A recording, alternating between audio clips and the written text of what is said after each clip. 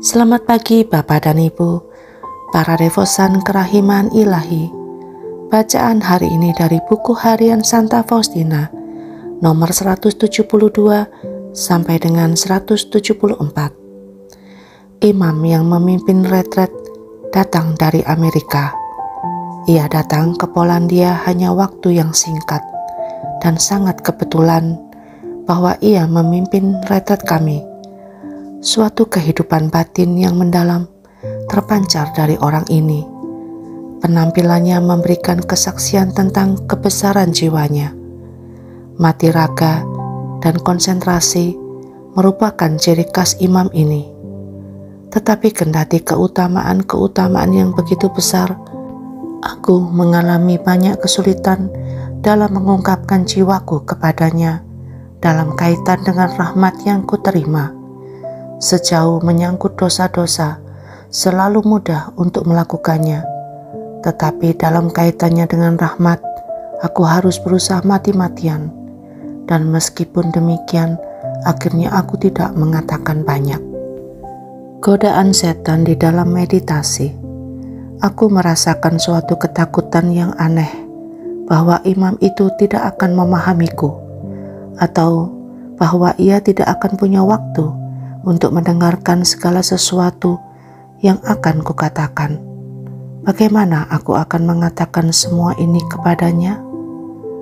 Kalau itu Pastor Bukowski, aku akan dapat melakukannya dengan lebih mudah. Tetapi Imam Yesuit ini baru kulihat untuk pertama kali ini. Maka aku ingat akan nasihat Pastor Bukowski, bahwa aku harus sekurang-kurangnya membuat catatan singkat tentang terang yang diberikan kepadaku oleh Allah selama retret-retret, dan memberikan kepadanya sekurang-kurangnya suatu laporan singkat tentang semua itu.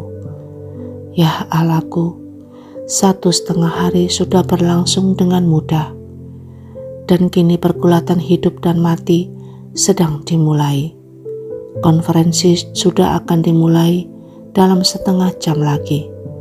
Dan kemudian aku harus pergi ke pengakuan dosa. Setan berusaha membujuk aku untuk percaya bahwa kalau para superiorku telah memberitahu aku bahwa kehidupan batinku adalah suatu hayalan, mengapa aku harus bertanya lagi dan mengganggu Bapak pengakuan?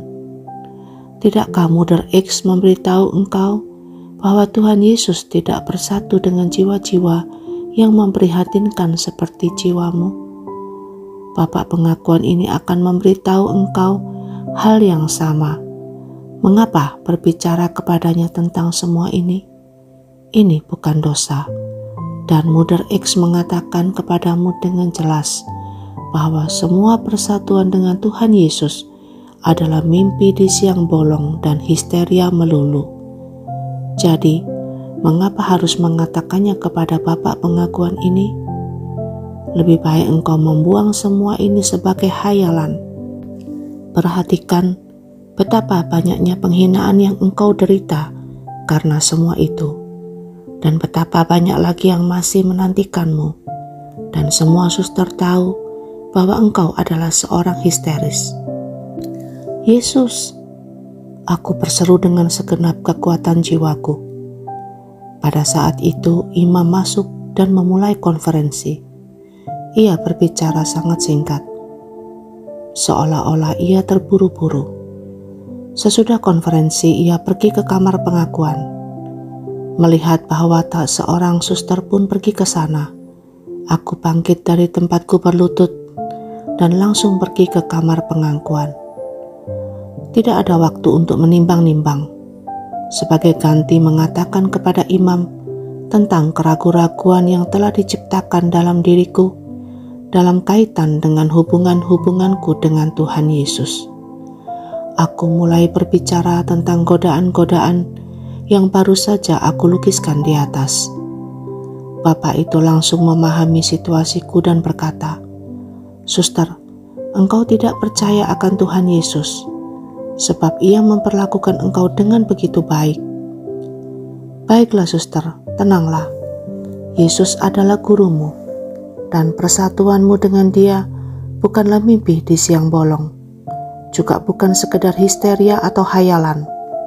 Ketahuilah bahwa engkau berada di jalan yang tepat. Berusahalah untuk setia kepada rahmat-rahmat ini. Engkau tidak boleh menghindarinya. Suster tidak perlu berbicara dengan para superior mengenai rahmat-rahmat batin ini, kecuali kalau Tuhan Yesus dengan jelas menyuruh untuk berbuat demikian. Tetapi dalam hal ini, engkau hendaknya lebih dulu berkonsultasi dengan Bapak pengakuan. Tetapi kalau Tuhan Yesus menuntut sesuatu yang lahiriah, dalam hal ini, sesudah berkonsultasi dengan Bapak pengakuan, engkau hendaknya melaksanakan apa yang diminta Yesus darimu. Juga kalau ini menuntut pengorbanan yang amat besar, di lain pihak, suster harus mengatakan segala sesuatu kepada Bapak pengakuanmu. Sungguh tidak ada jalan lain bagi suster. Berdoalah agar engkau dapat menemukan seorang pembimbing rohani. Kalau tidak, engkau akan menyia-nyiakan anugerah besar. Aku ulangi sekali lagi, tenangkanlah hatimu. Engkau menempuh jalan yang tepat. Jangan peduli akan sesuatu yang lain, tetapi setialah selalu kepada Tuhan Yesus. Tak peduli apapun yang akan dikatakan orang tentang suster. Justru dengan jiwa yang memprihatinkan seperti ini, Tuhan Yesus bersatu secara mesra. Dan semakin suster merendahkan diri, semakin erat Tuhan Yesus akan menyatukan dirinya denganmu. Yesus, engkau andalanku.